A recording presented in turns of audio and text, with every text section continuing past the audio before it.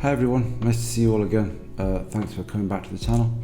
Today I'm going to talk a bit about how, and I suppose to some extent, why I learned Spanish.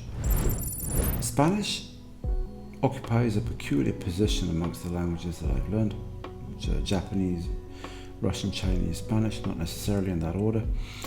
Spanish is the only one of those four languages that I've never felt particularly passionate about. It's the only language that I've learned essentially for functional reasons, because I wanted to go to Latin America, because I wanted many years later to return to Latin America. I now live in Spain, and it can be quite useful to be able to speak some Spanish when you live in Spain.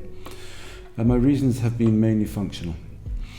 And I think that's one of the things that has made it difficult for me over the years to maintain a strong motivation with respect to Spanish.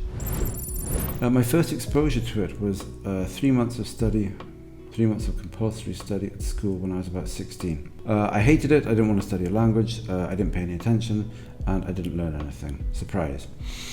My next exposure was also abortive in a slightly different way. When I was in my first year at university studying Japanese, I ended up getting a bit too gung-ho about the idea of learning languages. So I decided that I would start studying Spanish at the same time as I had basically just started studying Japanese. That wasn't a very good idea. I did learn some stuff this time. And then in the summer holiday at the end of that first year, I went to Spain, kind of had a weird time. Went back to Britain and just gave up on Spanish for a good 10 years. So I learned a bit of grammar. I had some understanding of how Spanish fitted together then, but I wasn't good at it or anything. And then about 10 years later, my life ended up getting a bit chaotic for reasons that I do not want to talk about. And it occurred to me that it might be interesting to go to South, and maybe even Central, America. Basically Latin America, the Spanish-speaking parts of South and Central America. And this is something that I did eventually. I spent some time in Uruguay, where they speak a relatively specific form of Spanish. Well, it's not only them and the Argentinians as well. They tend to speak a version of Spanish that's a bit different from other versions in its grammar and its pronunciation, although fundamentally it's essentially the same thing, of course. And that was the start of my proper Spanish learning journey.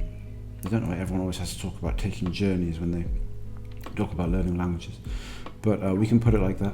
My Spanish learning journey started when I was about 29. It was still a bit hit and miss.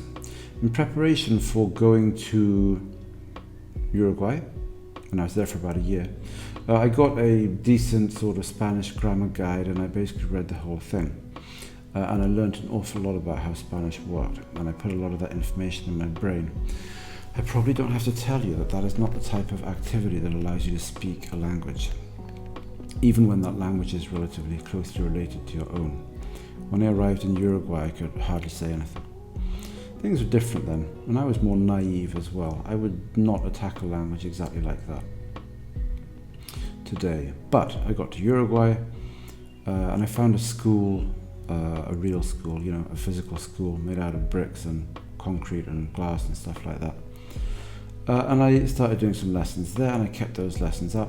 And obviously I was speaking Spanish here and there, not that well, but I was speaking it. What I found and what really puzzled me was that it was difficult to get really motivated. The type of motivation that I'd been able to bring to bear on my Japanese, that sort of ferocious motivation that some people develop with respect to a language when they're young, late teens, early 20s, that type of motivation, I couldn't develop it anymore. Or so it seemed to me at the time. I just couldn't sit down and study for hours like I'd done with Japanese.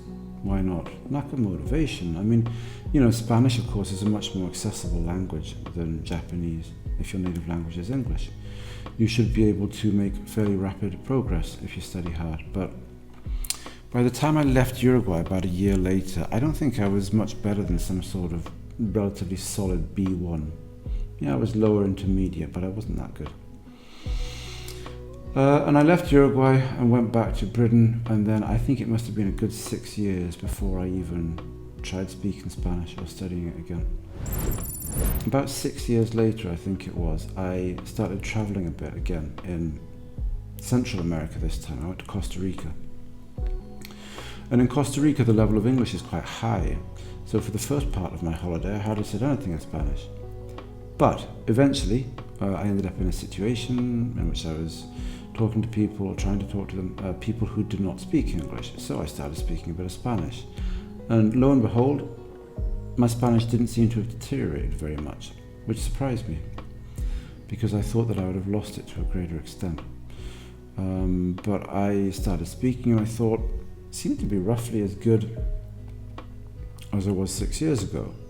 And that wasn't a great level, but it was somewhat conversational. And this is one of the main reasons I tend to say that you don't lose languages when you stop studying them, but maybe other people do. Maybe people are quite different in this regard. I don't know. I can't answer that question here. Anyway, I developed an interest in spending more time in Latin America, and over the next couple of years, I decided bit by bit to take it a bit more seriously and try and start studying again. And I realized that my main problem was just a lack of conversational and listening practice. I knew much more Spanish grammar than I could actually use in real time. If you gave me a book, a book in Spanish, I didn't seem to have that much difficulty understanding it with a dictionary.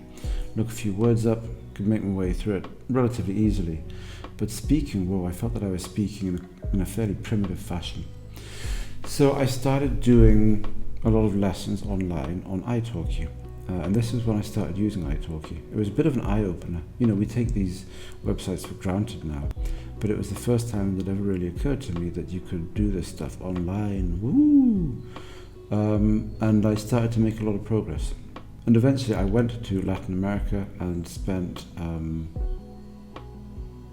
many years have I spent in Latin America? I've spent over 3 years there altogether now. Coming and going, spending time in different countries, but I've spent quite a lot of time there. So my Spanish has gradually improved. I study it in a fairly sort of half-assed, on-off fashion, but over time it does improve. My speaking is certainly much better than it was. My listening is much better than it was, and I'm quite pleased about that. These days I live in Spain. I don't study Spanish as much as I probably should, but that's mainly because I have to spend so much time, or I have been spending so much time working on my Russian and my Chinese and other things. I just don't have the time to work on it as much as I'd like to. And because of the pandemic and other complications, my time here has been quite isolated. I was one of these people who had the good fortune to move to a foreign country a few months before the pandemic started. And when the pandemic kicked in, I didn't have much of a social life, and that resulted in a lot of isolation and my Spanish being less good than perhaps it should be. But my Russian and Chinese are a lot better than I would have expected them to be, so I'll take the smooth with the rough, if you like. Spanish. How easy is Spanish? Spanish, for some reason that I don't understand, but I do understand it. Spanish has the reputation in language learning communities as being relatively easy to pronounce. That is absolute nonsense. Very, very few gringos who learn Spanish end up pronouncing it well. Many of them sound like utter warmed up garbage when they speak Spanish. And I can hear, sometimes when I speak Spanish, I can hear the Englishness of my accent coming through to an extent that to me is unacceptable, and I wince a little bit, but it's not easy to pronounce Spanish well, not at all. People say it is because they get confused about the difference between the phonemes that exist in a language and the phonetic reality of how those phonemes are actually produced when native speakers really speak the language. Those are two very different levels of analysis, and this is something that I'm going to talk about in other videos. Lexically, of course, Spanish being a Romance language is quite closely related to English. That's a big help. Grammatically, yes, of course it's much easier to learn Spanish grammar than Japanese grammar. I will say that there are lots of problem areas in Spanish grammar that are hard to learn to deal with in real time when you're trying to speak. It is not at all trivial to attain a good understanding of Spanish grammar in an active sense. In a passive sense, that's slightly different, but then that's always different. It's always easier to figure out what a sentence means from your knowledge of the grammar than it is to use that grammar yourself in real time.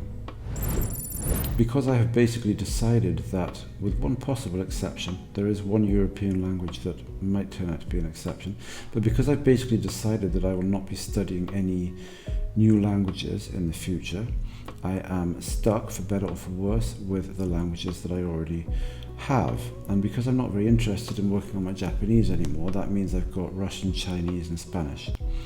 So I'm quite content with the idea that over the next however many years I will gradually work on my Spanish and it will gradually improve. I quite like reading in Spanish, don't get the chance to do it that much at the moment, but I quite like that.